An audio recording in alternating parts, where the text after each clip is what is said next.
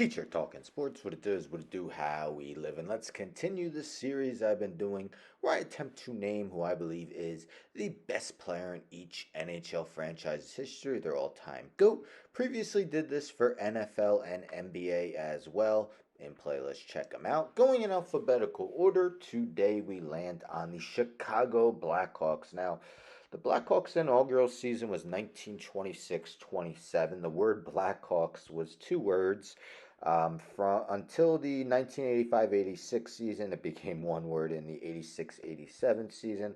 Franchise had a lot of success over their 98 seasons, winning 6 Stanley Cups in 1934, 1938, 1961, 2011, no, 2010, 2013, and 2015. Now, with all these teams, before I reveal who I think is the GOAT, I've been revisiting the NHL Mount Rushmores I did 2 years ago, where I named who I believe are the four best players in each franchise's history. So before I just want to revisit them to see if I would make any changes in the 2 years that have passed.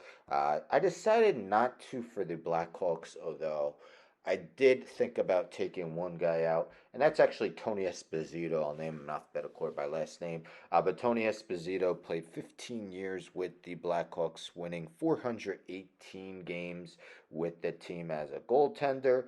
Bobby Hull played his first 15 seasons with the Blackhawks, led the league in scoring goals 7 times. Patrick Kane, winner of 3 Stanley Cups, was the Conn Smythe Trophy winner in 2013. Also won the Hart Trophy in 2016. And Stan Mikita played all 22 seasons in the NHL with the Blackhawks, back-to-back Hart Trophy winner in 66-67 and 67-68. So, as I mentioned, I thought about taking off Esposito, decided to keep him on, but two guys I really considered putting on was Denny Savard and Jonathan Toews. Both of them definitely under heavy consideration, but some other honorable mentions include Duncan Keith, Steve Larmer, Glenn Hall, Chris Chelios, Doug Wilson, Pierre Palat, Jeremy Roenick, and Ed Belford, to name a few. But in the end, I decided my GOAT of the Chicago Blackhawks franchise is Bobby Hull. And this was a hard one, but hard one to choose. But Bobby Hull began his career with the Blackhawks in the 57-58 season and played with them until the 71-72 season. Hull was named the Hart Trophy winner in 65-66. He also had Hart Trophy finishes of second twice, third 4 times, fifth and seventh in his time with the Blackhawks. Let's take a look at his season-by-season numbers via his hockey reference page. So, all in all, Hull was named to the first All-Star team 10 times and the second All-Star team twice in his 15 seasons, 1,036 career regular season games. Hull scored 604 goals, tallied 549 assists for 1,153 points. As I mentioned earlier, 7 times he led the NHL in goals. He had 5 seasons with the Blackhawks where he scored at least 50, and an additional 3 more where he had at least 40, career high of 107 points in the 1968-69 season. He played before the NHL season was 82 games long. 3 times he led the league in scoring, 59-60, 61-62, and 65-66. All in all, Hull had 30 hat tricks in his career with Chicago, part of their Stanley Cup winning team in 1961 in his 116 career playoff games with the Blackhawks, 62 goals, 67 assists for 129 points.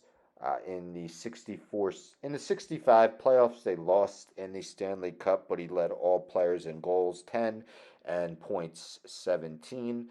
3 times he led all scorers in the postseason in goals. Now, he joined the WHL, the World Hockey Association, with the Winnipeg Jets.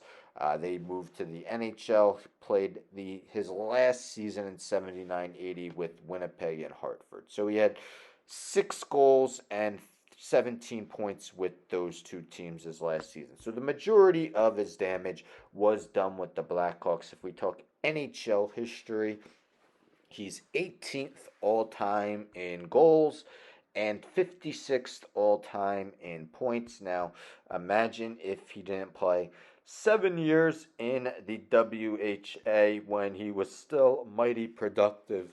How much more um, how much more he would have totaled in goals, points, assists in his career. This again was a tough one. I went Bobby Hull. Let me know in the comments if you agree or disagree, because I widely thought about making it Stan Mikita. Mikita never left the Blackhawks, and actually had one more Hart Trophy than Hull. Longer time with the team. So it was definitely challenging. I went back and forth with this one. But of course, this is a challenging one because the Blackhawks have had so many good players. Let me know as well as also if you agree with my Mount Rushmore, what changes you would make there. Now, with all these, I take a look at the active roster and decide if anyone has a chance of overtaking the GOAT. Making the Mount Rushmore, being an honorable mention. Of course, there's just one guy who comes to mind when it's the Blackhawks, and it's the recently turned 19-year-old on July 17th, turned 19, Connor Bedard, one of the most highly sought after prospects in NHL history, really. The first overall pick in the 2023 NHL draft. Won a Calder Trophy this past season, top rookie. Sky's the limit for him. Way too early to say whether he can overtake the GOAT or even make this Mount Rushmore, because honestly, it is one of the better Mount Rushmores out of all the NHL teams. But definitely, I expect him to be an honorable mention by the time his tenure's done with Chicago. It's if he remains a Chicago lifer.